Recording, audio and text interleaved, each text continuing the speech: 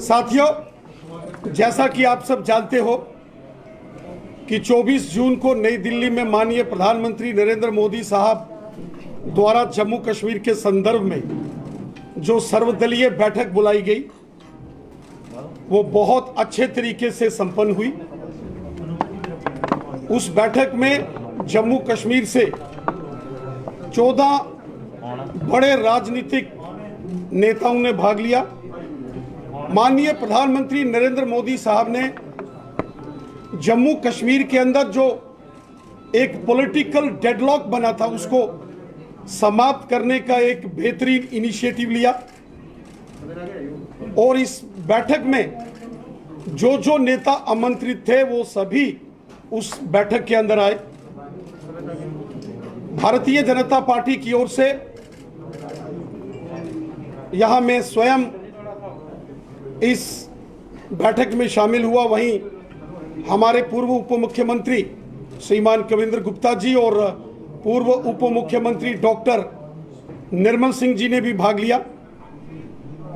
साथियों, भारतीय जनता पार्टी ने इस ऑल पार्टी मीटिंग जो जम्मू कश्मीर के संदर्भ में बुलाई थी माननीय प्रधानमंत्री जी द्वारा, उसमें जम्मू कश्मीर के राष्ट्रवादी लोगों के, देशभक्त लोगों के वो सभी विषय उस बैठक में रखे जो 70 वर्षों से जम्मू कश्मीर के अंदर हमारे देशभक्त लोग एक मिशन के रूप में काम कर रहे हैं।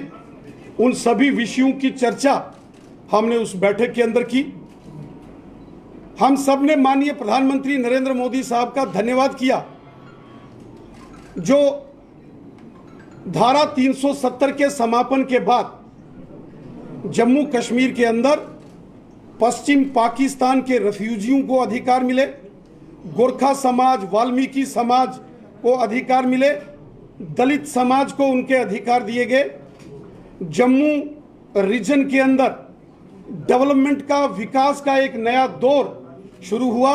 70 साल यहाँ के जो राजनीतिक दल जो हमेशा सत्ता में रहे, उन्होंने जो जम्मू के साथ भेदभाव किया, उस भेदभाव को समाप्त करने का एक संकल्प जो प्रधानमंत्री नरेंद्र मोदी साहब ने लिया, जिसके तहत जम्मू में एम्स, आईआईटी, आईआईएम, बड़े बड़े hydro power projects, ring roads, medical colleges, health infrastructure को ठीक करने के बड़े प्रयास, बड़े बड़े ब्रिजेस और टनल्स, बिजली और पानी की व्यवस्थाओं को सुधारने के बड़े बड़े प्रोजेक्ट्स को मंजूरी, ये सभी वो बड़े कार्य हैं जो जम्मू संभाग के अंदर शुरू किए गए। इसके लिए भी हम सब ने माननीय प्रधानमंत्री जी का हृदय से धन्यवाद किया। वहीं हमने माननीय प्रधानमंत्री जी का आभार व्यक्त किया जो जम्मू कश्मीर की बेटियों को धारा 370 के समापन के बाद यहां अधिकार मिले। जम्मू कश्मीर के अंदर जो शेड्यूल्ड ट्राइब्स लोग हैं, गुजर बकरवाल, उनको राजनीतिक पॉलिटिकल रिजर्वेशन मिला। जो पहाड़ी समुदाय के लोग हैं, जो कि बहुत ही वतन परस्त पहाड़ी कम्युनिटी, रजौरी, पुंछ, बारामूला और कुपवाड़ा के अंदर जो बसने वाले लोग हैं, जो हमेशा हिंदुस्तान का तिरंगा झंडा बुलंद करके भारत माता की जय बोलते हैं, 70 साल यहाँ के अंदर राज करने वालों ने कभी उन पहाड़ियों की आवाज नहीं सुनी, कभी जम्मू के डोगरों की वो आवाज नहीं सुनी। और माननीय प्रधानमंत्री जी के प्रयासों का ये नतीजा है कि आज 108 से अधिक केंद्रीय कानून जो धारा 370 के चलते जम्मू कश्मीर में लागू नहीं थे, वो सभी कानून आज यहां लागू हो चुके हैं।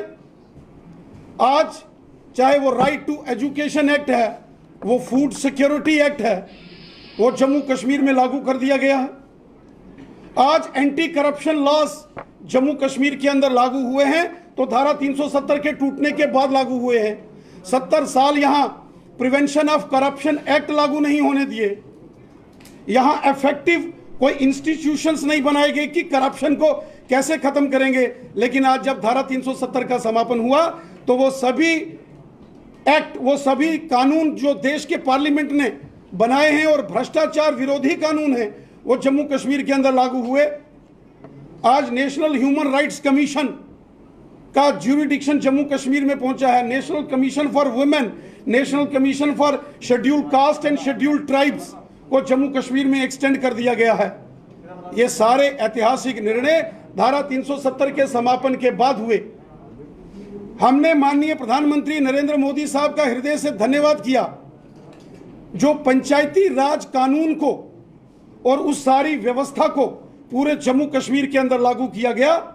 पूरे देश के अंदर पंचायतों को अधिकार थे, ब्लॉक समितियां थी, जिला परिषदों का गठन था, लेकिन 70 साल धारा 370 के चलते जम्मू कश्मीर में पंचायती राज सशक्तिकरण नहीं होने दिया। लेकिन आज जब मोदी सरकार आई और धारा 370 को समाप्त कर दिया गया, गांव-गांव के अंदर काम करने वाले चुने हुए पंच और सरपंच बहुत अच्छे तरीके से अपने अपने पंचायतों की, गांव की, वार्डों की डेवलपमेंट कर रहे हैं। बहुत अच्छे तरीके से बीडीसी के चेयरमैन, ब्लॉक समितियों के अध्यक्ष अपना कार्य कर रहे हैं और बेहतरीन तरीके से जो district development council DDC members जो जीते हैं, जो जिला परिषदों का गठन पूरे जम्मू कश्मीर के अंदर हुआ है, उसके लिए हम सब ने माननीय प्रधानमंत्री जी का हृदय से आभार व्यक्त किया। हम सब जानते हैं जो कैपेक्स बजट इस बार जिला परिषदों के माध्यम से जम्मू कश्मीर के अंदर जिसको अप्रूवल दिया गया है, वो पिछले तमाम कैपेक्स बजट से 4 गुना 5 गुना तक अधिक बढ़ाया गया है। इस सब के लिए हमने माननीय प्रधानमंत्री नरेंद्र मोदी साहब का हृदय से धन्यवाद किया। साथियों, जहां इस बैठक में सभी राजनीतिक दलों के नेताओं ने अपना अपना पक्ष रखा, भारतीय जनता पार्टी ने जम्मू कश्मीर के देशभक्त लोगों की एक मजबूत, सशक्त और बुलंद आवाज बनकर सारे विषय हमने इस सर्वदलीय बैठक के अंदर रखे। हमने कश्मीर घाटी से जो विस्थापित, जो कश्मीरी हिंदू समाज के लोग हैं, कश्मीरी पंडित समुदाय के लोग हैं, कश्मीरी सिख जो कश्मीर घाटी से भगाए गए, और कश्मीर घाटी से वो मुस्लिम हमारे भाई बहन जो देशभक्त हैं और बंदूक की नोक पर उनको वहां से निकाला गया, उनके डिग्निफाइड रिटर्न एंड रिहेबिलिटेशन की बात हमने इस बैठक के अंदर की। हमने माननीय प्रधानमंत्री जी से निवेदन किया कि एक कमेटी का गठन किया जाए, एपेक्स कमेटी हो, एपेक्स बॉडी, जिसमें कश्मीरी पंडित समुदाय और सिख समुदाय के जो कश्मीर से विस्थापित कुछ प्रतिनिधियों को रखा जाए और कश्मीरी हिंदू समाज, कश्मीरी पंडितों की सुरक्षित और साथ सम्मान कश्मीर घाटी वापसी पर चर्चा करके रोड मैप तैयार किया जाए। और वहीं हमने पाकिस्तान के कब्जे वाले जम्मू कश्मीर से जो विस्थापित लोग हैं, जो पीओजेके के रेफ्यूजीज हैं, 1947 के, 1965 के और 1971 के रेफ्यूजीज के सभी विषयों को हमने उस बैठक में रखा। हमने डिलिमिटेशन प्रक्रिया को, जिसको शुरू किया गया है और जो प्रक्रिया चल रही है, उसको तेजी से कंप्लीट करके जम्मू कश्मीर के अंदर डिलिमिटेशन पूरा हो और कानून और न्याय संगत वो डिलिमिटेशन हो, जहां सबको इंसाफ मिले और कानून के हिसाब से हो। क्योंकि इसके पहले जब भी डिलिमिटेशन हुए, सीटों की हदबंदी की गई, उसमें कहीं ना कहीं अगर हम सारे डाटास को और सारे ज्योग्राफिकल परिस्थितियों को देखें तो पुराने सरकारों के दौर में बहुत धांधलियां हुई, और वो जिक्र भी हमने माननीय प्रधानमंत्री जी के समकक्ष रखा। और हमने प्रधानमंत्री जी से निवेदन किया कि डिलिमिटेशन की प्रक्रिया अच्छे से संपन्न हो, डिलिमिटेशन कमीशन को जम्मू कश्मीर के हर वर्ग और व्यक्ति के साथ इंसाफ करना है। और वहीं हमने पाकिस्तान के कब्जे वाले जम्मू कश्मीर के लोगों के विषय में भी माननीय प्रधानमंत्री जी से निवेदन किया कि पाकिस्तान के कब्जे वाला जम्मू कश्मीर भी भारत का, हिंदुस्तान का हिस्सा है, जिसमें लद्दाख यूनियन टेरिटरी के साथ आने वाला गिलगित और बल्टिस्तान वो क्षेत्र भी है। ये सब भारत भूमि के भाग हैं, ये हिंदुस्तान के हैं, वो हमारी मातृभूमि के हिस्से हैं, जिसमें गिलगित, बल्टिस्तान, मुजफ्फराबाद मीरपुर, कोटली, भिंबर, बाग, पलंदरी, देवा, बटाला और नीलम वैली जैसे क्षेत्र हैं। ये सारे भारत के क्षेत्र हैं, लेकिन वर्तमान में पाकिस्तान के नाजायज कब्जे में हैं।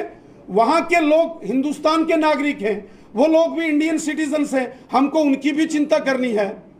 और जम्मू कश्मीर विधानसभा में जो 24 सीटें जो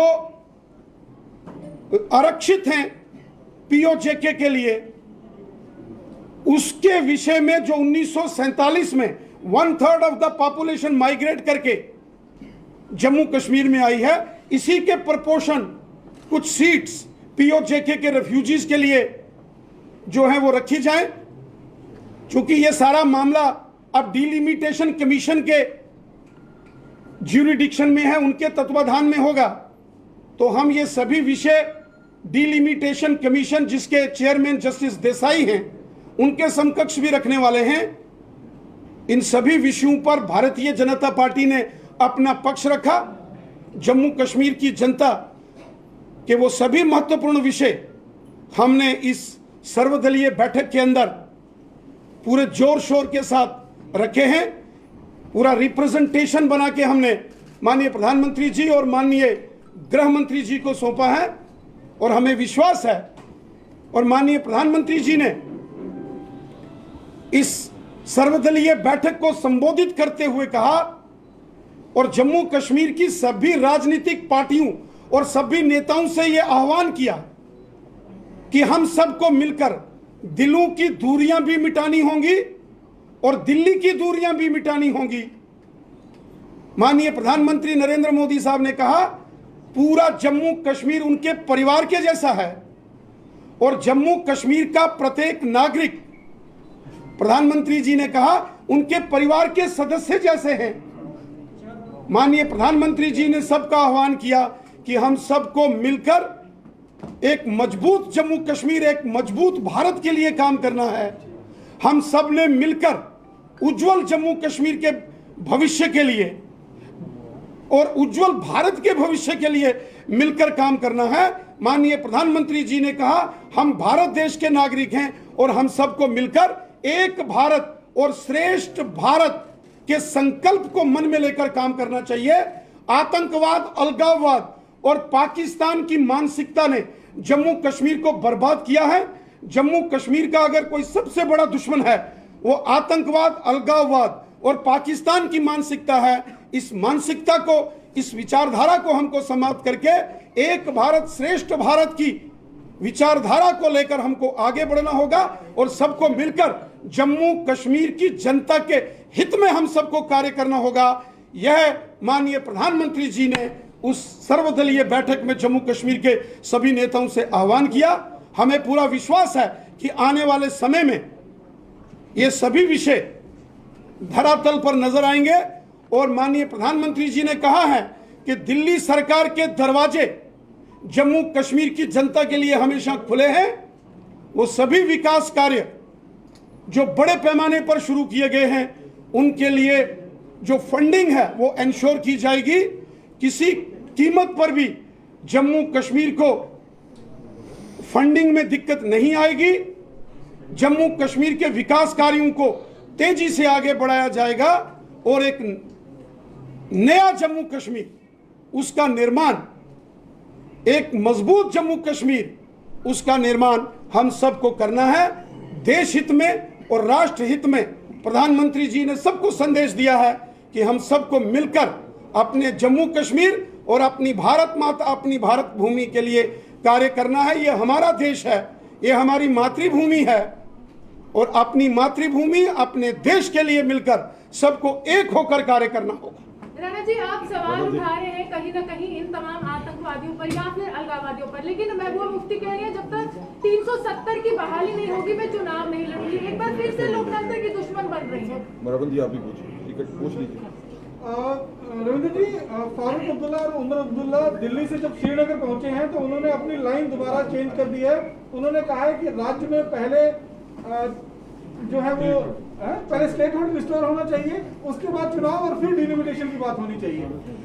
माननीय प्रधानमंत्री जी की इस सर्वदलीय बैठक में जम्मू कश्मीर को पूर्ण राज्य के दर्जे के संबंध में भी चर्चा हुई और इस विषय पर बोलते हुए हमारे देश के माननीय गृह मंत्री श्रीमान अमित शाह साहब ने स्पष्ट किया है कि जब धारा 370 पर पार्लियामेंट में चर्चा हो रही थी 5 अगस्त 2019 को, उस वक्त माननीय गृह मंत्री अमित शाह साहब ने कहा था कि जम्मू कश्मीर को अभी केंद्र शासित प्रदेश यूनियन टेरिटरी बनाया जा रहा है और भविष्य में जब जम्मू कश्मीर के हालात सामान्य हो जाएंगे, परिस्थितियां ठीक हो जाएंगी, तो जम्मू कश्मीर को पुनः राज्य का दर्जा बहाल किया जाएगा। और माननीय प्रधानमंत्री जी ने भी राष्ट्र के नाम जब अपना संबोधन दिया था, उन्होंने भी कहा था कि जब परिस्थितियां सामान्य हो जाएंगी तब जम्मू कश्मीर को राज्य का दर्जा बहाल कर दिया जाएगा। रही बात कुछ नेताओं की जो सर्वदलीय बैठक में थे और जिन्होंने कहा कि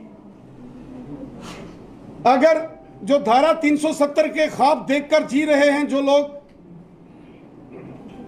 उनके लिए एक बात स्पष्ट है, जिस धारा 370 ने जम्मू कश्मीर में आतंकवाद, अलगाववाद और पाकिस्तान की मानसिकता को जन्म दिया और जिसके चलते लाखों बेगुनाह लोगों की यहां हत्याएं हुई, उस धारा ने जम्मू कश्मीर के लोगों को तकलीफें पहुंचाई हैं। उस धारा को पुनः स्थापित करना अब नेक्स्ट टू इम्पॉसिबल है।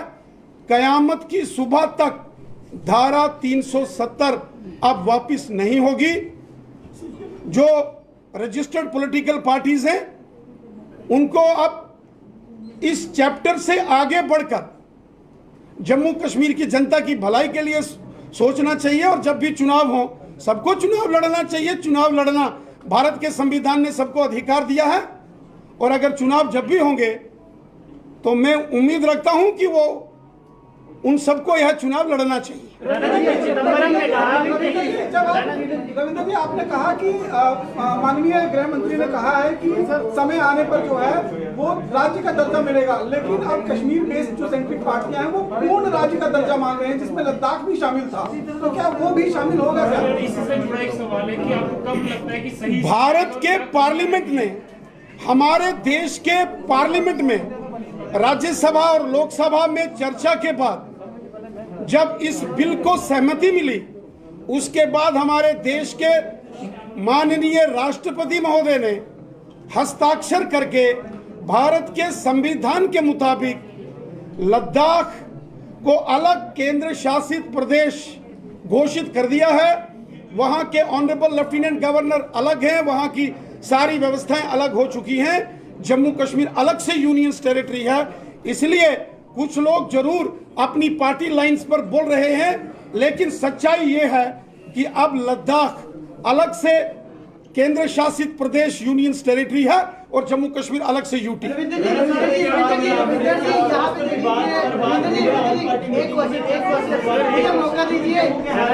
पुरानी सरकारों में भी डायलॉग प्रोसेसेस होते थे, लेकिन तब आरोप ये लगता था कि वो कश्मीर सेंट्रिक हो है। लेकिन 5 अगस्त 2019 को जम्मू को ये लगा कि बिना डायलॉग प्रोसेस के भी काम चलाया जा सकता है। लेकिन क्या अब मान लिया जाए कि फिर से डायलॉग प्रोसेस? माननीय प्रधानमंत्री, चूंकि एक पॉलिटिकल डेडलॉक बना हुआ था, पिछले 2-2.5 वर्षों में एक पॉलिटिकल डेडलॉक जम्मू कश्मीर के अंदर था।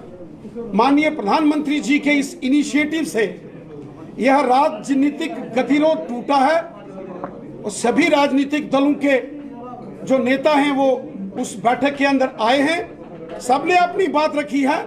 और अंत में जब माननीय प्रधानमंत्री जी ने कहा कि हमको मजबूत जम्मू कश्मीर और मजबूत भारत के लिए मिलकर काम करना पड़ेगा, हम सबको मिलकर दिलों की दूरियां भी मिटानी होंगी और दिल्ली की दूरियां भी मिटानी होंगी। इसका मतलब स्पष्ट है। प्रधानमंत्री जी ने कहा हम सबको मिलकर जम्मू और कश्मीर की जनता की भलाई के लिए काम करना है। पी चिदम्बरम कह रहे हैं ना जी, पी चिदम्बरम कह रहे हैं कि जम्मू कश्मीर की जनता जो है वो पूर्ण राज्य का दर्जा चाहती है, लेकिन मोदी सरकार जो है वो पहले चुनाव चाहती है। अब जो कांग्रेस के कुछ नेता हैं, पी चिदम्बरम हो या कुछ और नेता, वो उस बैठक में नहीं थे, लेकिन इस प्रकार के कांग्रेस के कुछ नेता हमेशा राष्ट्र विरोधी बयानबाजी करते हैं। कांग्रेस को इस प्रकार की राष्ट्र विरोधी जो है वो बातों से दूर रहना चाहिए और देश हित में कार्य करना। जम्मू कश्मीर की बात करें, पहले नाम जम्मू का आता है, फिर कश्मीर का आता है। जब भी सेंटर में कोई बात होती है तो मिशन कश्मीर के नाम पर होती है। जम्मू की बात कौन करेगा, आखिरकार कब बात होगी जम्मू के मुद्दों को लेकर? वो सभी विषय हमने चर्चा में लाए हैं जो हमने उस बैठक के अंदर उसके चर्चा में लाए। जम्मू कश्मीर की परिसीमन होगा और जम्मू से जो भेदभाव होता है वो कम होगा। अगर आप भी जानते हो परिसीमन जो है वो पॉपुलेशन के आधार पर मेजोरिटी पे होता है। 2011 का सेंसस जो है वो नजर में लिया गया है। तो आपको क्या लगता है कि जो आप भेदभाव की बात करते हैं वो कितना सेटल हो पाएगा? जो परिसीमन है, डिलिमिटेशन ऑफ असेंबली सीट्स, जिसके तहत जम्मू कश्मीर में नई विधानसभा की सीटों का गठन होगा, उसका एक सेट नॉर्म्स हैं। डिलिमिटेशन कमीशन के सामने एक कॉन्स्टिट्यूशनल प्रोविजंस हैं, उसको अपनाते हुए उनको काम करना है, जिसमें पॉपुलेशन एक कंपोनेंट है। उसके अलावा उस अलग अलग क्षेत्रों की रोड कनेक्टिविटी कैसी है, एक्सेसिबिलिटी कैसी है, टोपोग्राफी कैसी है, एक्सट्रीम हिलीज हैं या कम हिली एरियाज हैं, टेरेन कैसा है, वहां के अंदर बेसिक जो फैसिलिटीज हैं, health facilities, school educational facilities, उनकी क्या व्यवस्थाएं हैं। ऐसे अनेक पैमाने हैं जिनके आधार पर वह रिपोर्ट डिलिमिटेशन कमीशन ने तैयार करनी है। उसमें पॉपुलेशन एक कंपोनेंट है, लेकिन अन्य 4 कंपोनेंट भी बहुत महत्वपूर्ण हैं, जिनको लेकर वो डिलिमिटेशन कमीशन अपना सभी विषयों को करेगा। मीटिंग में सिर्फ कश्मीर पर चर्चा हुई है, जम्मू की बात ही नहीं। वो भी बोले हैं, उन्होंने भी अपना पक्ष रखा है, हर एक ने अपना पक्ष रखा।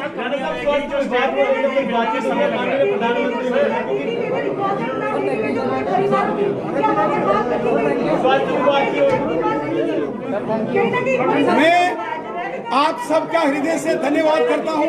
आप सभी यहाँ, थैंक यू।